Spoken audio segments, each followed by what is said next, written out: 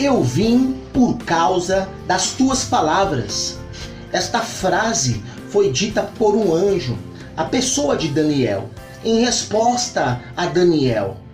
Bem, quais palavras seriam estas que fez com que o mundo espiritual se movesse em resposta ao mundo natural, em resposta a um mero mortal, cujo nome é Daniel? E dizia o anjo a Daniel: eu vim por causa das tuas palavras. Seriam essas palavras um código? Seriam essas palavras um abracadabra? Palavras mágicas? Bem, fique comigo. Eu sou o pastor Rodrigo Emana e quero compartilhar com você logo mais sobre o mundo espiritual respondendo os meros mortais.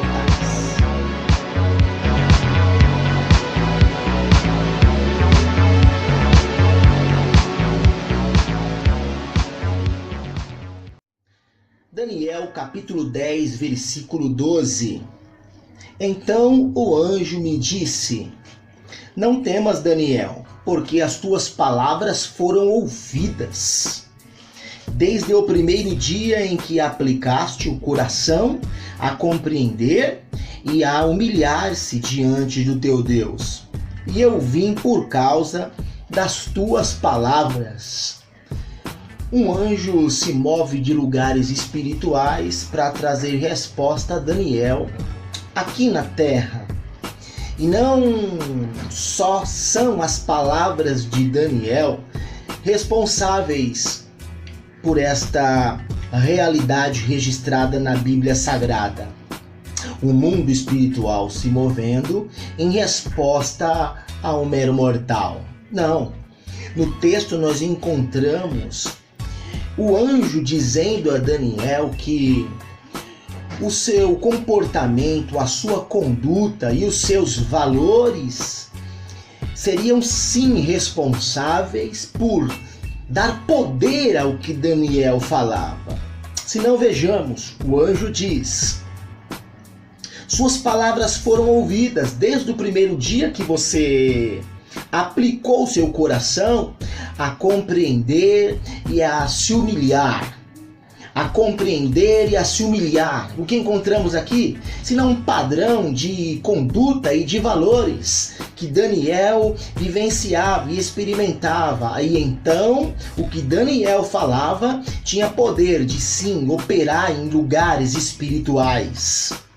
Estamos diante não de um caso isolado. No livro de Atos dos Apóstolos, capítulo 19, nós encontramos a história de 7 homens, filhos de Cefa, que faziam uso das palavras que Paulo falava. E eles, fazendo uso das palavras que Paulo falava, foram empreender uma batalha espiritual contra demônios. E em resposta, os demônios disseram: Paulo conhecemos, e Jesus, a quem Paulo prega, sabemos quem ele é, mas vocês quem são?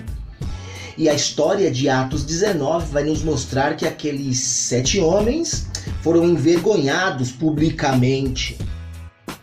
Bem, meus irmãos, o mundo espiritual ele se move em resposta não necessariamente ao que falamos, mas principalmente ao que fazemos e ao que verdadeiramente é prioridade em nossa vida, em nossa mente, em nosso coração, na nossa história. O que eu falo precisa estar alinhado e comprometido com aquilo que creio e com aquilo que faço. Se o que eu falo não estiver comprometido com o que eu creio e com o que eu faço, essas palavras podem até mover pessoas, mas não vai mover o mundo espiritual. Daniel ele está comprometido com o que falava. Já no capítulo 1 nós encontramos Daniel se posicionando de modo que ele se encontrasse separado das outras pessoas. Daniel se aplica à santificação, ele decide não se contaminar com a comida do rei.